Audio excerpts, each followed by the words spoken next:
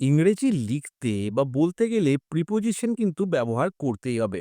আর এই প্রিপোজিশনের নাম শুনলেই কিন্তু আমাদের মনে একটা ভয় জন্মায়। এই কোনটার সাথে কোনটা বসবে সেটা বুঝতে আমাদের বেশ কনফিউশন হয়। এবং এটা যদি আমরা থিওরির মাধ্যমে বোঝার চেষ্টা করি তাহলে জিনিসটা সত্যিই কিন্তু খুব কমপ্লিকেটেড হয়ে যায়। তাই আমরা একটা নতুন অ্যাপ্রোচ নিয়ে আসবো, যেখানে আমরা এক্সাম্পলস এর থ্রু দিয়ে প্রিপোজিশনকে বোঝার চেষ্টা করব। মানে কোন প্রিপোজিশন কার সাথে ব্যবহার করা হয় সে অ্যাপ্লিকেশন গুলো যদি আমরা ভালোভাবে বুঝতে পারি, তাহলে প্রিপোজিশন বোঝা কিন্তু আমাদের পক্ষে অনেকটাই সহজ হয়ে যাবে। না একটা ভিডিও বা একটা ক্লাসের মধ্যে আমি তোমাদের প্রিপোজিশন শেখাতে পারব না। সে ক্ষমতা আমার নেই। তাই আমরা ছোট, ছোট করে প্রিপোজিশনকে ভেঙে নিয়ে একটু, একটু করে এগিয়ে আমরা প্রিপোজিশনকে কিন্তু পুরো শিখে ফেলব। তা চলো আজকে আমরা প্রিপোজিশনের কয়েকটা এক্সাম্পল দিয়ে বোঝার চেষ্টা করি যে প্রিপোজিশনের ব্যবহার কিরকমভাবে হয়। তো ১ম প্রশ্ন এখানে কি বলছে? বলছে, "this shop doesn't have the toys I was looking." তারপরে বলো কি প্রিপোজিশন বসালে এই সেন্টেন্সটা কমপ্লিট হবে? এখানে ২ টো অপশন দেয়া আছে, আপ দেয়া আছে আর ফর দেয়া আছে। আগে বুঝতে হবে এর আন্ডারলাইং মিনিংটা কি? কোয়েশ্চেনে জানতে কি চাইছে? বলছে, "দিস শপ" এই দোকানটা "ডাজন্ট হ্যাভ দ্য টয়স" সেই খেলনাগুলো এখানে নেই। "আই ওয়াজ লুকিং" তারপরে কি হয়? তারপরে কি বসবে সেটাই আমাদের জানতে হবে। তাহলে দেখো লুকের সাথে সবথেকে ভালোভাবে বসে হচ্ছে ফর। লুক ফর মানে কোনো কিছু খোঁজা। এখন যদি আমরা এই সেন্টেন্সটাকে ভালোভাবে বোঝার চেষ্টা করি যে this shop doesn't have the toys, এই দোকানে সেই খেলনাগুলো নেই যেগুলোর আমি খোঁজ করছিলাম। অর্থাৎ আই ওয়াজ লুকিং ফর। তাহলে এখানটায় কি সুন্দরভাবে সেন্টেন্সটা কমপ্লিট হয়ে গেল? দিস শপ এই দোকানটা ডাজন্ট হ্যাভ দ্য টয়েস সেই খেলনাগুলো এখানে নেই। I was looking for. তার মানে আমি যে খেলনাগুলোর খোঁজ করছিলাম সেই খেলনাগুলো এই দোকানটাতে নেই।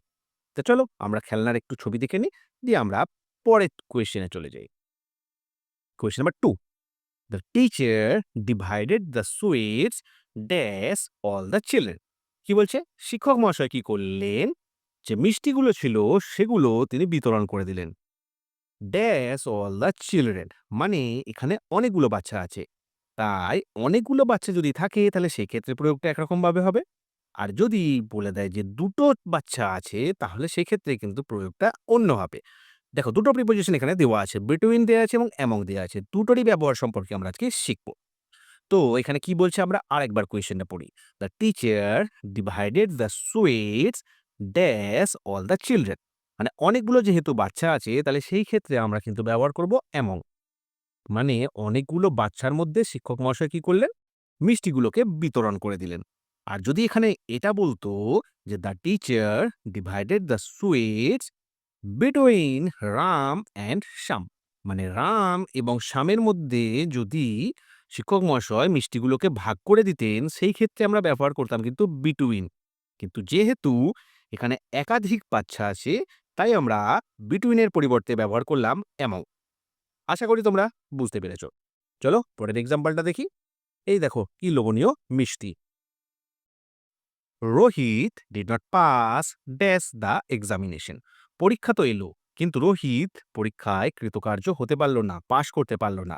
তাহলে এখানে কি ব্যবহার করলে এই সেন্টেন্সটা কমপ্লিট হবে? অ্যাটও দেওয়া আছে, ইনও দেওয়া আছে। পরীক্ষায় বসা সেটা কি হবে? তার আগে কি বসবে যাতে এই সেন্টেন্সটা একটা কমপ্লিট মিনিংফুল সেন্টেন্স সে পরিণত হয়? তাহলে সেই ক্ষেত্রে আমরা যদি ইন বসাই, পরীক্ষায় রোহিত বসলো কিন্তু সে অকৃতকার্য হলো। তাহলে এটাই সবথেকে সুন্দরভাবে বসে যাচ্ছে কি? সেটা হচ্ছে in. In the examination. Rohit did not pass in the examination. ঠিক আছে? তাহলে রোহিত শর্মা পরীক্ষায় বসলো, কিন্তু রোহিত শর্মা পরীক্ষায় কৃতকার্য হতে পারল না। তাই তো? কোয়েশ্চেন নাম্বার 4 কি বলছে? The dog is grateful dash it's ওনার। কুকুর যে আমাদের প্রতি গ্রেটফুল সেটা আমরা সকলেই জানি। তো এই গ্রেটফুল এর পরে কি বসবে যাতে এই সেন্টেন্সটা কমপ্লিট হয়? তো সেটা আমরা এখন জেনে নেব। The dog is grateful to হবে না ফর হবে? কোনটা হলে এই সেন্টেন্সটা একটা মিনিংফুল সেন্টেন্সে কনভার্ট হবে? তো বলো কি হবে? The dog is grateful to its owner. মানে বলছে যে কুকুরটা তার মালিকের প্রতি দায়বদ্ধ। তো এই যে ব্যাপারটা এটা কুকুরের মধ্যে কিন্তু একটা বেসিক ইনস্টিংক্ট। কিন্তু আমাদের কুকুরের বেসিক ইনস্টিংক্ট নিয়ে আলোচনা করা এখানে বিষয় না। বিষয়টা হচ্ছে যে ডগ ইজ গ্রেটফুল কি হবে এখানে? টু হবে। To its owner. মানে তার মালিকের প্রতি কুকুরের কিন্তু একটা দায়বদ্ধতা আছে। ঠিক আছে? তাহলে এখানে সবথেকে অ্যাপ্রোপ্রিয়েটলি কি ব্যবহার করা হলো? সেটা হচ্ছে টু। Option number A. তাই তো?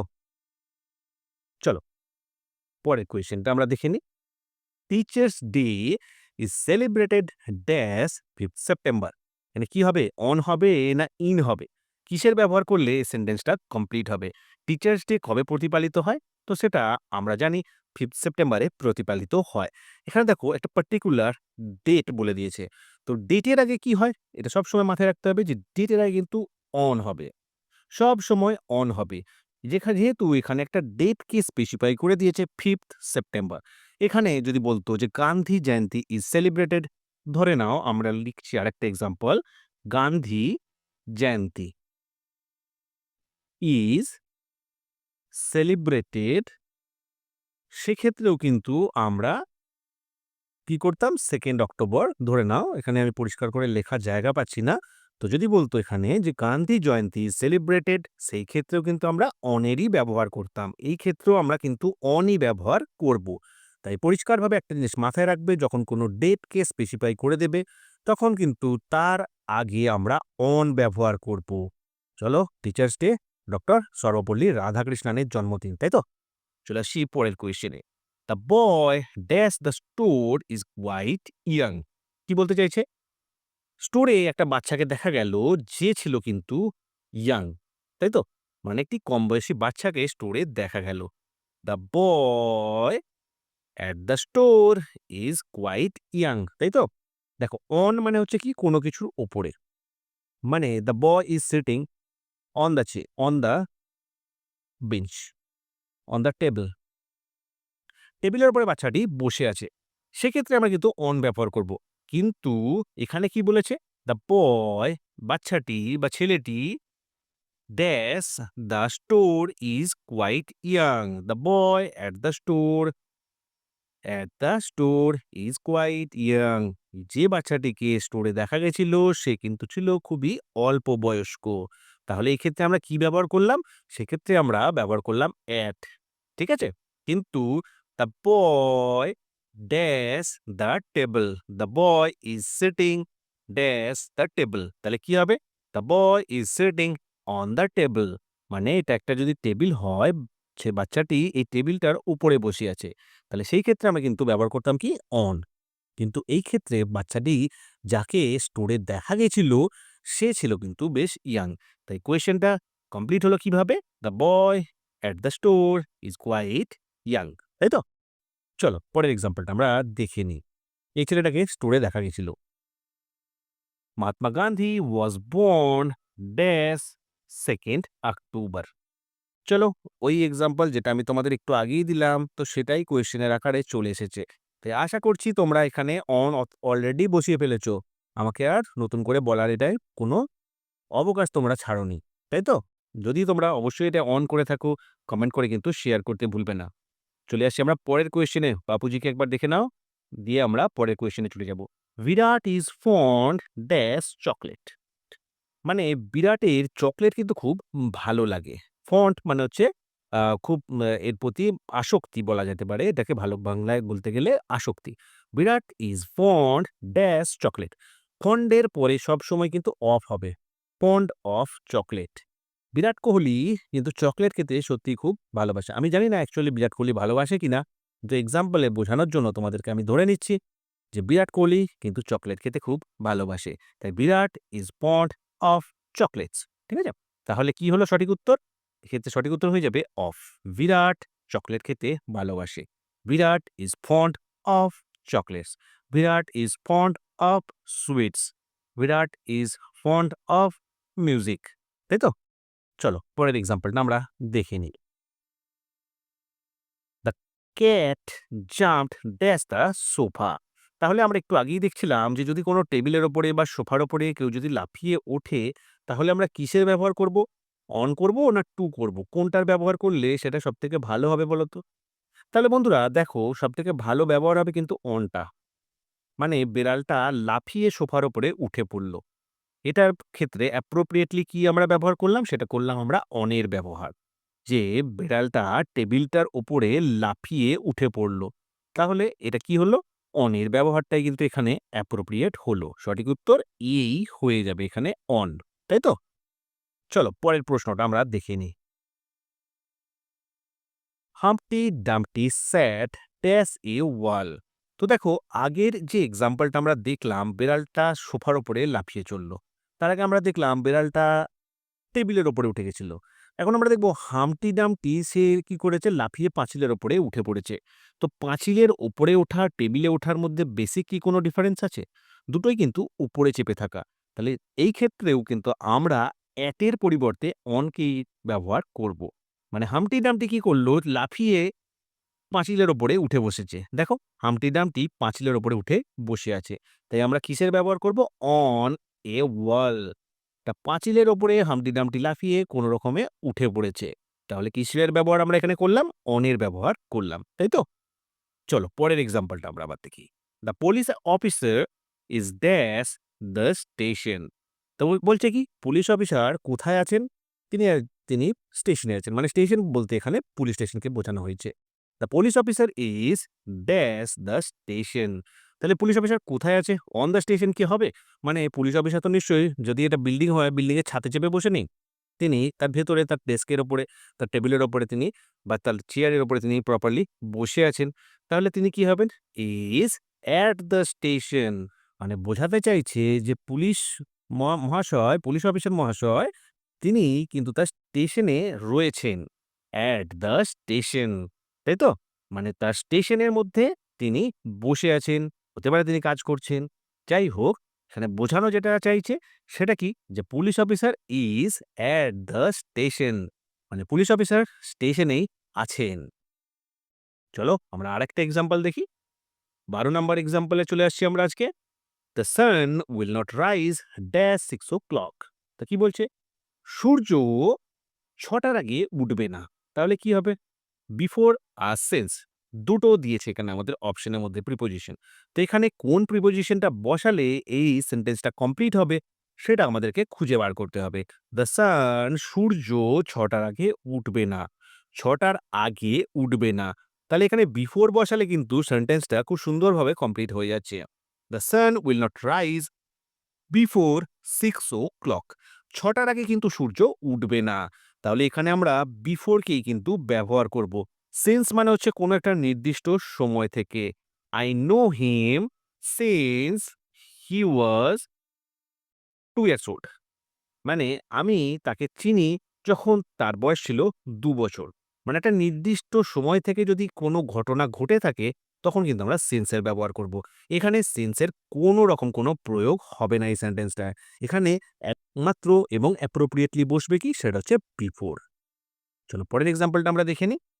সূর্যি মামা। I know Jack dash he was a little boy. দেখো এখানে আমরা আগে যেটা নিয়ে আলোচনা করছিলাম সিন্সের ব্যবহার সেটা কিন্তু আমরা এখানে খুঁজে পেয়ে যাচ্ছি। সিন্স আছে এবং ফর আছে। তাহলে এখানে কি ব্যবহার করা হবে? I know Jack since he was a little boy. যখন আমি জ্যাককে তখন থেকে চিনি যখন কিন্তু জ্যাক একটা ছোট বাচ্চা ছিল। মানে জ্যাককে আমি তখন থেকে চিনি যখন জ্যাক কিন্তু একটা ছোট বাচ্চা ছিল। তাহলে এখানের সঠিক ব্যবহার কি হলো? সিন্স এর ব্যবহার কিন্তু আমরা এখানে করলাম। মানে জ্যাক যখন ছোট ছিল তখন থেকে কিন্তু আমি জ্যাককে চিনি। চলো পরের এক্সাম্পলটা দেখি আমরা। The soldiers are dash war. তো মনে রাখবে সবসময় ওয়ার এর আগে কিন্তু অ্যাট হয়। মানে সৈন্যরা এখন কি করছে? যুদ্ধক্ষেত্রে আছে, যুদ্ধ করছে। তাই সোলজার্স আর অ্যাট ওয়ার। ওয়ারের আগে সবসময় অ্যাট বসে। মানে কোনো যুদ্ধক্ষেত্রে সৈন্যরা যখন যুদ্ধ করছে সেটাকে কোয়ালিফাই করার জন্য যখন কোনো প্রিপোজিশনে ব্যবহার করি তখন সেটা হয় কিন্তু অ্যাট। মানে সৈন্যরা যুদ্ধক্ষেত্রে যুদ্ধ করছে। The soldiers are at war. সোলজার্সরা মানে সৈন্যরা আছে যুদ্ধক্ষেত্রে। আরেকটা কোয়েশ্চেন আমরা দেখব আজকে। The opponents sat dash to each other. বলছে প্রতিদ্বন্দ্বীরা একে অপরের কিভাবে বসেছে? The opponent sat dash to each other. মানে যদি ধরো এই একজন প্রতিযোগী হয় আর এই একজন প্রতিযোগী হয়, আমার ছবি আঁকার স্টাইল কিন্তু খুবই খারাপ।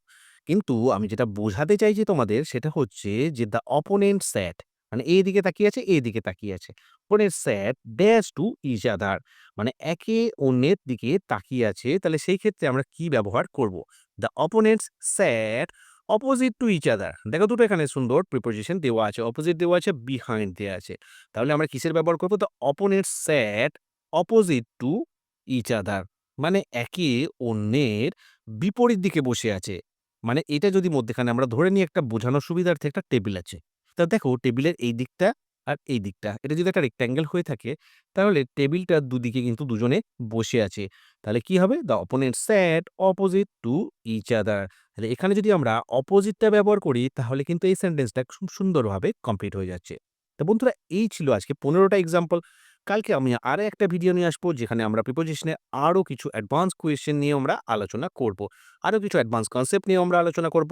আজকের ভিডিওটা যদি ভালো লাগে অবশ্যই ভিডিওটাকে একটা লাইক করে দিও, বন্ধুদের সাথে শেয়ার করে দিও। আর চ্যানেলটা যদি এখনো সাবস্ক্রাইব না করে থাকো অবশ্যই কিন্তু সাবস্ক্রাইবও করে নিও। দেখা হচ্ছে কালকের ভিডিওতে। ততক্ষণের জন্য গুড বাই।